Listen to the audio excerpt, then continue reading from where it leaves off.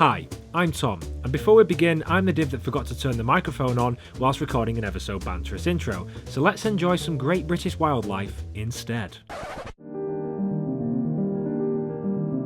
In today's episode, we follow wildlife of the flower petal, famous for its looks of beauty and also winning over a woman's heart. I said heart! Anyway, back to the car stuff. If you're new here, you'll be glad to know I try to drop these shambolic episodes once a week, but if you're an avid watcher of this channel, you'll know that's not quite the case due to my ever so busy lifestyle. Boring! So to summarise, right now we have offered the new floor panel up to the car so we can mark out the cut line ready for the overlap of the metal to weld to. But don't go anywhere guys, you're about to see some flange in this episode. A flange tool, you dirty buggers.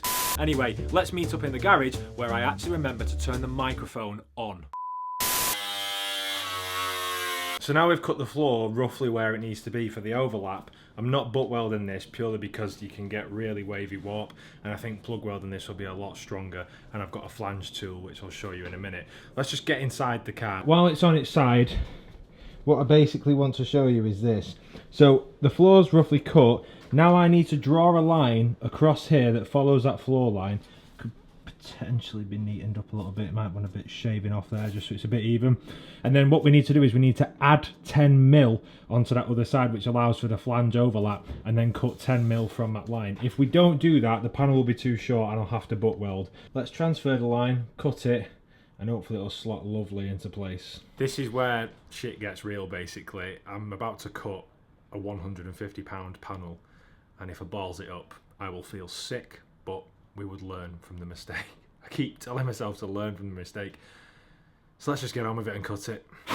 Once the cut line has been drawn onto the new panel, we unclamp the floor and prepare for what we Brits call measure twice and cut once. And to keep the line straight, I'm clamping a bit of box section to the floor as a guide for the grinder to follow. All well and good, but trust me, if you saw the outtakes to this episode, you'd realise how many times I've had this floor on and off the car. It's certainly not fun. But progress is progress, and what better sense of achievement will I get other than saying I did everything on this car by myself.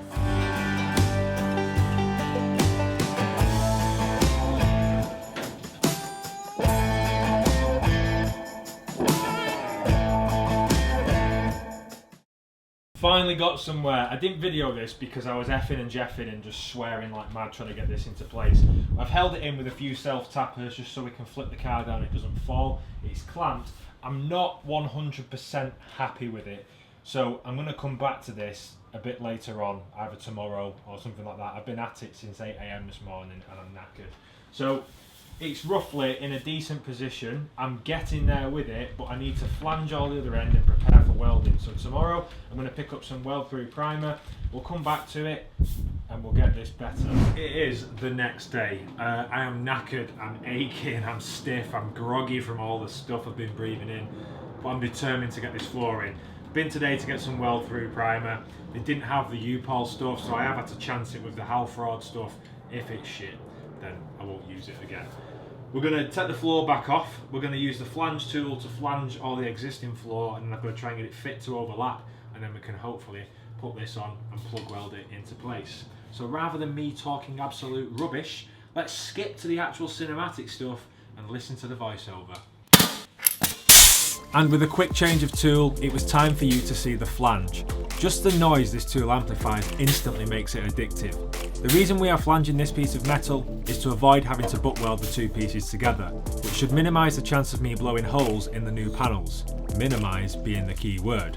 Then we move on to the hole punching. This applies a 3mm hole to the flange metal, allowing us to plug weld the two pieces together. Have I just made it sound easy? Trust me, it's not. But don't worry, I'm sticking this out until the end. And in 3, 2, 1, cue the button.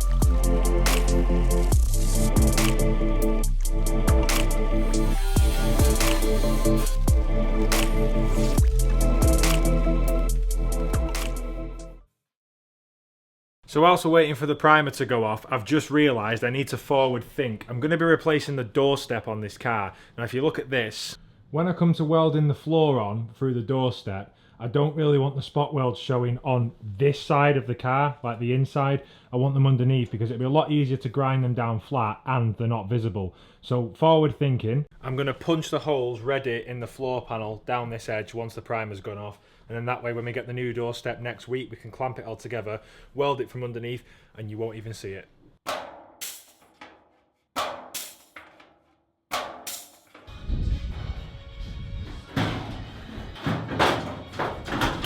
Just before we begin to weld, one of the lines I've really been struggling with this car is this where the heel board fits, but I've managed to bend it out and get it into place and screw it up here, which is basically holding it straight. And the line all the way across the doorstep is absolutely bang on right up until here. Now the reason for this is the metal snapped on the other side and the guy that did the repair on the last one plated it up in a really weird manner. So I'm happy with that. We've screwed it in down here. The seams are perfect. Just need to knock that back a little bit before we weld. If you're wondering why this is overlapping, because we need to do some repairs to this. So when we do the repairs to that, we'll knock that back with a hammer, send it through that way, and it should all pull square. And another way to tell if this panel's lined up correctly is if we just jib aside there. If you look at the flinch panel here, and you look at this, they are pretty much bang in line. So when we put the new flinch panel on, it should all line up perfect. Don't forget, we had a really shoddy repair here where it chamfered off on a 45-degree angle, so I'm happy with that. So, with all that said and done, let's get that welder turned on and let's get the tunnel welded in. Snap, crackle, pop. The ever so symphonic sounds the welder makes when your settings are hitting the sweet spot. The next thing we look for is penetration, and not the type you'd expect on your birthday. Metal penetration. Once again, ease your dirty minds, people. And with that said and done, the floor is half welded.